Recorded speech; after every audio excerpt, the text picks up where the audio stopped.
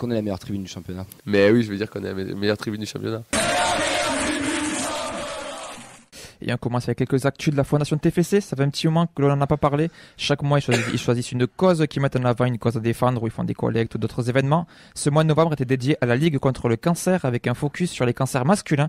L'opération s'appelait le Challenge des Gentlemen et tous les clubs pro de la ville y ont participé. Donc le TO13, le club de rugby A13, le Stade Toulousain, les Spacers, les Phoenix, le TMB, donc tous Métropole Basket. Des stands étaient d'ailleurs déployés lors du match contre le Havre. Plus d'infos sur le site de la Ligue contre le cancer 31. Le TFC a participé la semaine dernière au campus du Benfica dans le cadre des visites de l'Association européenne des clubs, le CA, aux côtés de plus de 46 clubs. Le TEF était représenté par Julien Lacour, le directeur du centre de formation qui était présent. On va parler d'un autre club du TFC qu'on n'est pas forcément souvent en avant. Là, c'est le TEF qui a communiqué dessus. C'est le TFC donc de Cessy Foot qui organisait donc la première journée de la phase sud avec une triangulaire qui était le 18 novembre. Et il y avait Bondy, Mérignac et donc Toulouse. Défaite 4-1 et défaite 6-0 pour le Toulousain. Prochaine journée de cette poule sud le 16 décembre du côté de Nantes, avec des matchs contre Nantes justement et Clermont. En fonction du classement de cette poule régionale, le TFC jouera soit en élite avec d'autres équipes du Nord soit pour le titre, soit dans une catégorie intermédiaire pour un classement final. On essaiera de vous donner des nouvelles. On l'avait pas vu venir la défaite. Bien joué.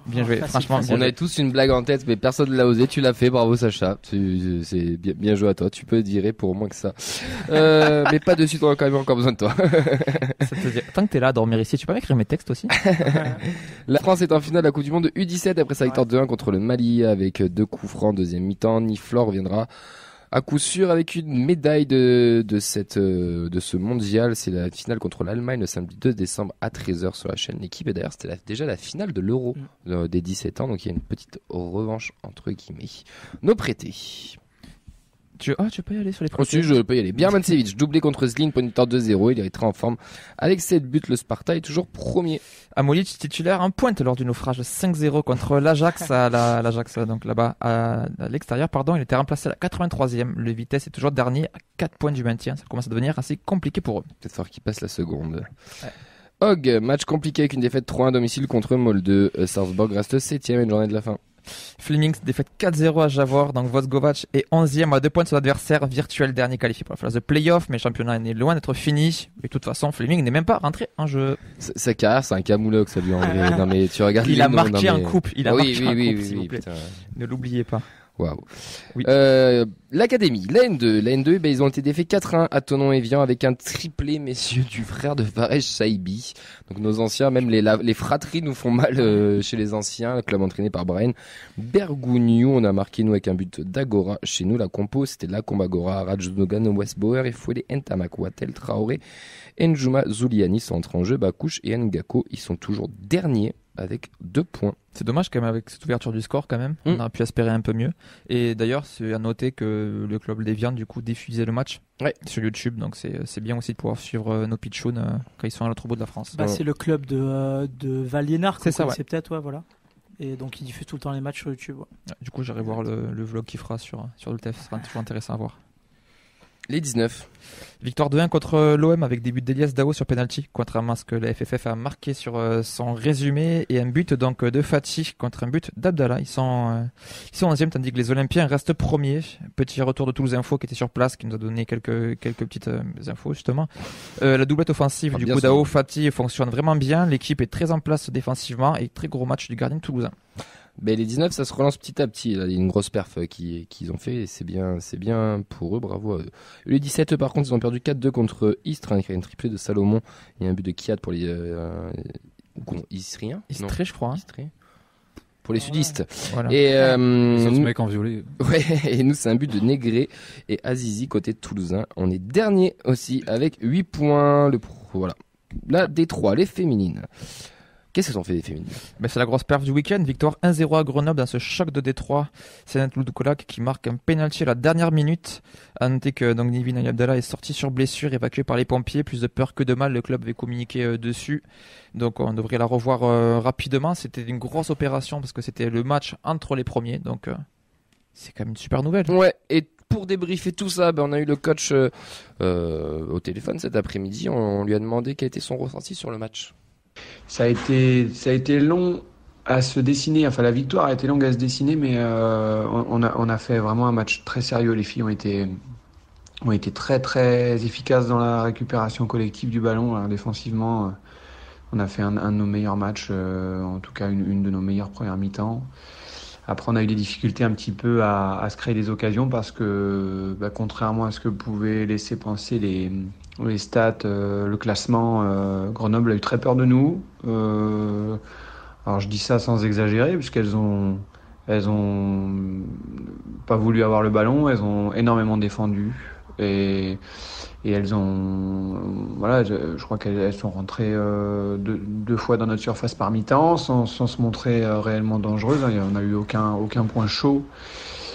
Donc voilà, même si elle se dessine tard, c'est une victoire qui est méritée. Et forcément, elle nous fait beaucoup de bien puisque on reprend la première place. On va, j'espère, terminer l'année à cette place-là et terminer la phase aller à cette place-là, j'espère, puisque le match de retour contre la Cannes va arriver finalement assez vite et je pense que ce sera un match important parce que c'est vraiment une belle équipe qui arrive à tenir un rythme régulier. Voilà, le match retour normalement est début mars là-bas à Cannes. Donc voilà, on va essayer de faire le plein de points jusqu'à ce match-là. On a demandé des nouvelles aussi de Nivine pour savoir comment elle allait. Il nous a répondu tout simplement qu'elle allait bien. Concernant Nivine, elle va bien. Elle a pris un gros choc sur le terrain. On n'a pas osé trop la manipuler parce que elle se plaignait des lombaires. On craignait soit un problème aux vertèbres, soit potentiellement une fracture coccyx. Donc on a été prudent et bon, finalement c'est plus de peur que de mal et elle s'en sort avec une énorme contracture et une contusion. Elle va être au repos cette semaine et normalement elle devrait être sur pied pour la préparation du match de Coupe de France la semaine prochaine. En parlant de repos pour la semaine prochaine, on lui a demandé comment il allait gérer cette semaine un petit peu off parce que le prochain match officiel c'est le 10 décembre en Coupe de France. Voilà sa réponse. Pour ce week-end, on va couper complètement puisque on a pas mal enchaîné là depuis le début de saison et on rentre dans des périodes un peu complexes avec les changements de température, faut se rappeler que nos joueuses aussi sont pas toutes professionnelles, enfin pour la quasi-totalité elles le sont pas. Donc elles ont des exigences universitaires à côté ou professionnelles. Donc voilà, elles arrivent à un moment de l'année où elles engrangent quand même beaucoup de fatigue et une charge mentale importante. Donc c'est important de leur libérer des plages de repos et ce week-end en sera une. Avant de finir l'année 2023 par 2 matchs, du coup le match de Coupe de France à Gradignan et la réception de Valence le 16. Avant qu'on enchaîne sa dernière réponse, Guy, est-ce que toi tu vas voir les féminines ou pas forcément, ou tu suis un peu de loin comme ça? J'y suis allé voir pour le match de barrage de la montée contre Monaco. Faut que tu te rapproches de ton micro quand tu parles, t'inquiète. Oui, j'étais allé voir pour le match de la montée en barrage contre Monaco, là où il faisait froid quand même. Ouais. Et après, je les suis par vous. Ouais, comme ça, ouais. Pas plus que ça. Ah, par contre, ouais, il y a la Turque Altun Kulak.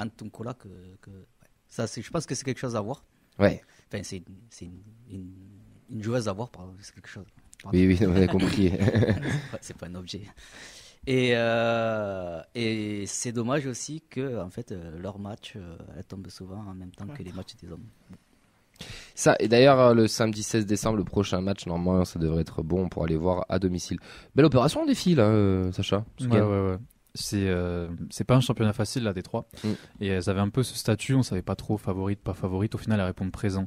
Donc, franchement, ça encourage à les voir jouer, à les suivre. Et puis, elles montrent de belles choses. Donc, on va souhaiter qu'elles y restent à cette première place. Tu veux ajouter quelque chose, Thomas? Moi, je les vois pas forcément parce que, comme l'a dit Guy, ça tombe en même temps que les matchs des masculins.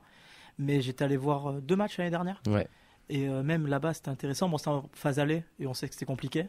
Mais il y a quand même quelque chose à faire. Il y a une belle équipe. J'ai une amie qui travaille aussi là-bas. Ouais. Et c'est très. Enfin, il y a des belles choses à voir, quoi. Fred était au match, non?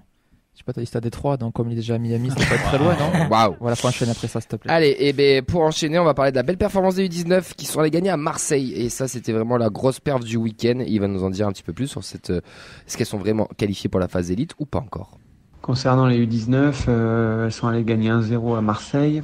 Donc comme le classement final se joue au goal average particulier, là on est à égalité parfaite avec Marseille, puisque Marseille était venu gagner 1-0 chez nous, on a gagné 1-0 là-bas.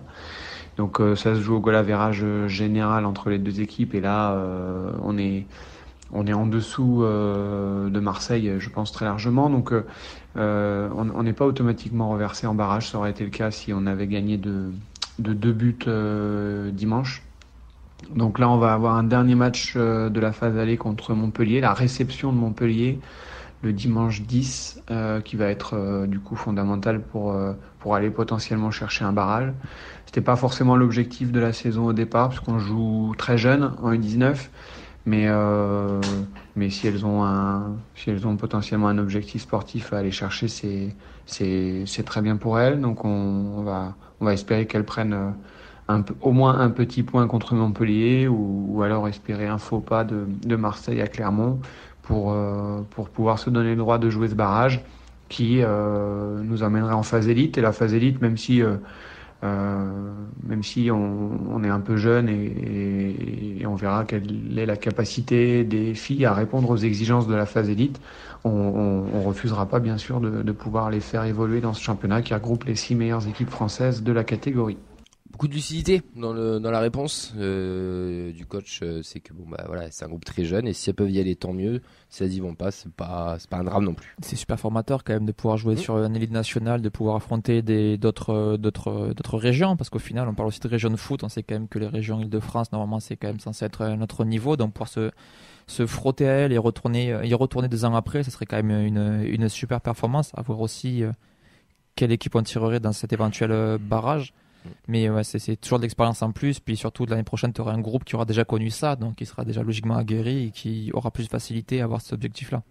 Ouais, en tout cas on remercie beaucoup Antoine Gérard, qui est le coach de la D3 et responsable du pôle féminin au TFC, pour toutes ces réponses qu'il nous apporte pour chaque mardi. On le salue, on lui souhaite une très belle soirée. Vous retrouvez bien sûr tous les résultats. T'as oublié un résultat?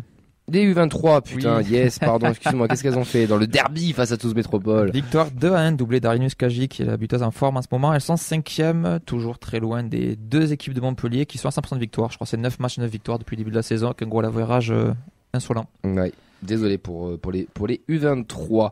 Résultats à retrouver tous les lundis. Les annonces chaque vendredi sur nos réseaux sociaux de la feuille de match. Et on salue l'ami Clément qui est au chaud chez lui, qui a fait chose première chose du, il s'est abonné. Il a acheté son Prime sur Twitch. Bravo. Voilà.